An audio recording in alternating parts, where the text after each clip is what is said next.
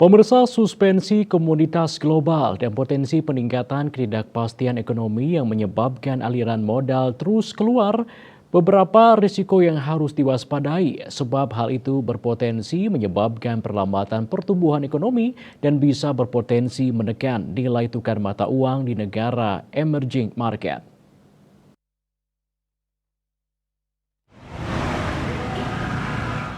Kepala KPW BI Bali Erwin Suryadimaja mengatakan sepanjang 2023 BI telah melaksanakan 11 survei rutin dan 6 survei strategis dan kegiatan rutin liaison yang bertujuan untuk memonitor perkembangan perekonomian dan akhirnya lahir kebijakan strategis BI. Wujudnya, BI melihat perekonomian Bali terus menguat.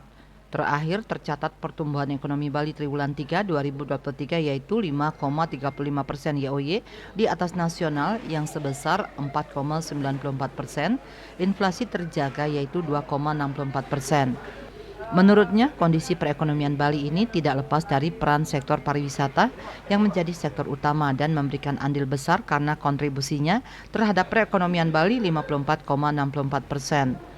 Kondisi pariwisata saat ini bisa dibilang sudah pulih mendekati long term tourism dan kunjungan Wisman hingga saat ini mencapai 5,25 juta orang dibanding 2,16 juta dibanding tahun sebelumnya.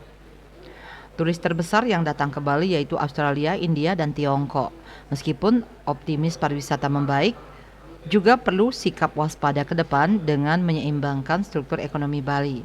BI berupaya mendorong pertumbuhan ekonomi Bali melalui quality tourism untuk mewujudkan Bali yang tangguh, hijau, dan sejahtera. BI mendorong desa wisata sejalan dengan konsep pariwisata berkualitas.